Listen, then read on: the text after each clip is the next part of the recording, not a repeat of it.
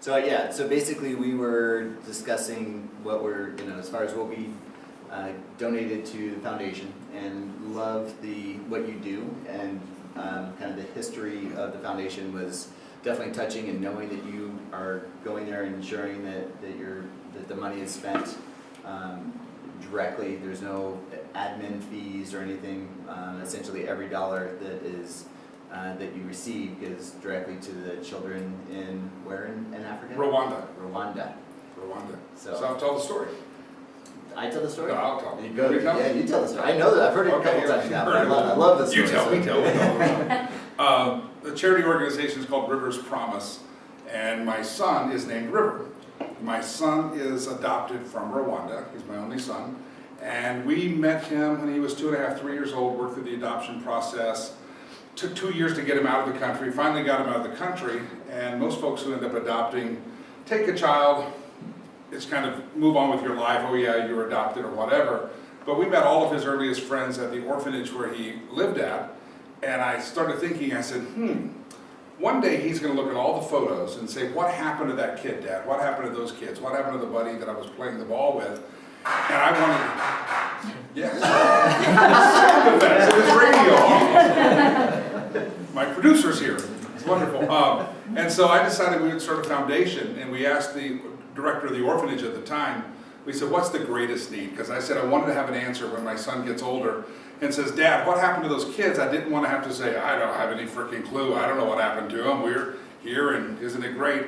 I wanted to have an answer, and so I asked the orphanage director, I said, what's the biggest need?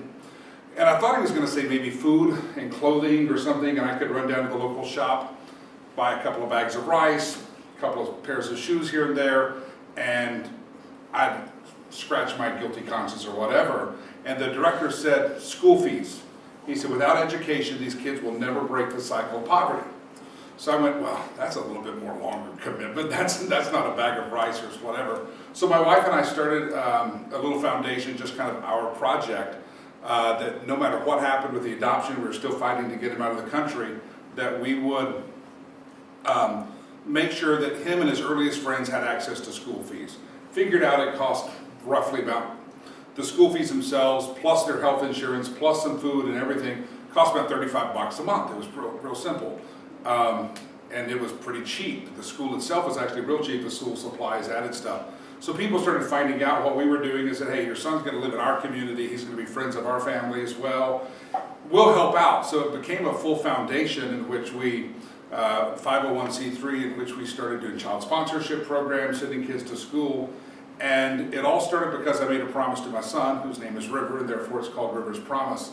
And since then, it's gone beyond that. We worked with the government of Rwanda to, they're starting the deinstitutionalization process, which means they want to close orphanages. They don't have a social safety net, a foster care program, so kids get stuck in institutions. Well, they're trying to find a balance between that. So they began an education program of people in Rwanda and said, we can't keep waiting for white people to come and solve our problem. We have orphans here. We had a genocide, we had an HIV crisis, we have to start taking care of our own. And so we were pleased because of our involvement with the government to help close up my son's orphanage, and I still stay in touch with all those kids.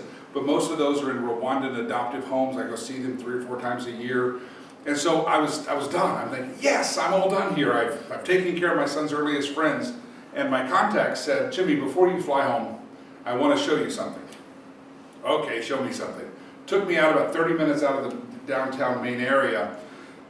And I said, this is not right. It was really horrible. It was horrible poverty, kids basically naked, no clothes, maybe a rag or something covering them up. Horrible poverty. They said of all the years of folklore in this little village that they do, they said, you're the first white guy. We've seen white people out on the streets, but you're the first white guy that's ever walked down these streets. I mean, hundreds of years of legend and lore. And they said these are the people that in Rwanda, they're the Hutus and the Tutsis, if you're familiar with the genocide, Hotel Rwanda, that thing. There was another tribe there called the Twa. They're also known as the Pygmy. And they said these are pygmies, so they're forgotten people. When the colonists came and colonized Rwanda, the colonists brought in some education about, hey, wash your hands, bubonic plague, here's how you avoid it. But the pygmies said, we're not going to the meetings, roughly, because the other tribes many years ago used to hunt them for sport. And so they said, yeah, we're not going to go to the meeting. I don't care who's hosting. Belgium can host the meeting. We're not going. And so they're very primitive people. If you studied your social studies in school, pygmies were considered very short. Not all of them are. Some are taller than me. It's just a different tribe of people. And so they showed me the village, and I went, And they said, see that kid? Orphaned. It was a miracle for a child to live beyond 4 years old. And so we moved our sponsorship program out to the village, and then we figured out we had another problem. We had kids that we were sending to school, but all the school supplies that we were buying that were getting in torrential rain, it's a tropical rainforest, were getting soaked in the rain. And so we said, well, we got to solve this problem. So we went to widows in the village, and we figured out that most of the children were already navigating, the orphans were already navigating or gravitating to a particular widow, kind of a matriarch. But they were homeless as well, so they'd all live under the banana leaves together, but they're still homeless. And so we figured out that if we built the widow a house, a 4-bedroom house, it's not glamorous, but it's a 4-bedroom house with a nice roof, she would take care of the children as her own, have a place to raise them, the kids could keep going to school, and they start to live a lot longer. So that's a nutshell. It all started because I made a promise to my son. My son is now almost 12 years old. He got into the country when he was just about 3 and a half. And to this day, my son knows that he tells all of his friends when he was in 3rd grade, he went to a school teacher. We got a call, hey, your son's at the counseling office. So I said, oh God, what happened? Is he scarred for life? It's probably me. I'm kind of strange. I've messed him up or something. They're like, no. He walked down to the counselor and said, I need to tell you about me.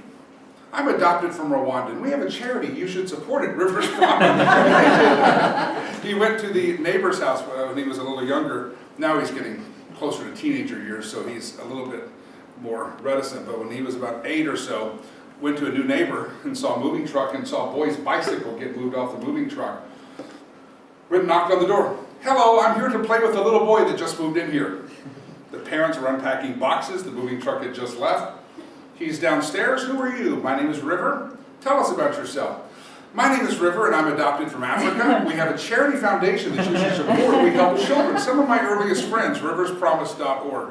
So anyway, it's a little trip to Africa that we took. We never knew would become such an integral part of our lives, and it's cool to see that my son knows that, and he never had to ask me the question, what happened to those other kids in the picture, because he knew from the very beginning it's been part of his life that we just take care of him. And he's been back a few times, and he's glad he's here, but he's also glad to see what we do. So Rob Kittle, thank you very much for your contribution. It's very kind of you. And we have people that contribute just to overhead fees, so that people who give to the projects, the 100% of their project money goes to the project, because we have other people who, we want to host the website, it's already handled, so we don't have to take any off the top. So thank you, sir. I appreciate it. Yeah, absolutely. It's pretty phenomenal. So, yeah, I just really, I loved it. I love the story. I've heard it a couple times, and I was taken by it. So, yeah, so that's why we wrote a check. We have a larger version of that check, so we could do a quick photo op with that. And does anyone have any questions for Jimmy? His wife's getting licensed and might be joining the team too, so we met a while back. So is she still in the process? She's working on it. Yeah. I don't know. I just live in the house. Yeah. I just say yes, ma'am. Yeah. So she's awesome. Met her. She is a phenomenal woman as well. So it's been a pleasure getting to know the Lakeys and knowing more about what he does has been a treat. So any questions? All right. Let's get a quick picture with the check. Here's my phone as well. Sure. Okay. Everybody, we're gonna have the whole team up front.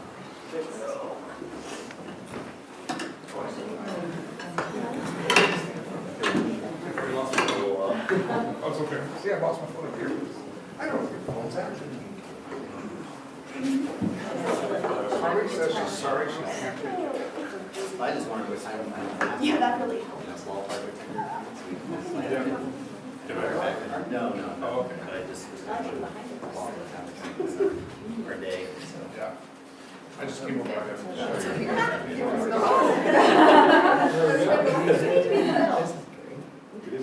you. Well, he needs. Can I give you mine? Thank you. Where am I going? Here we are. Oh. Chest.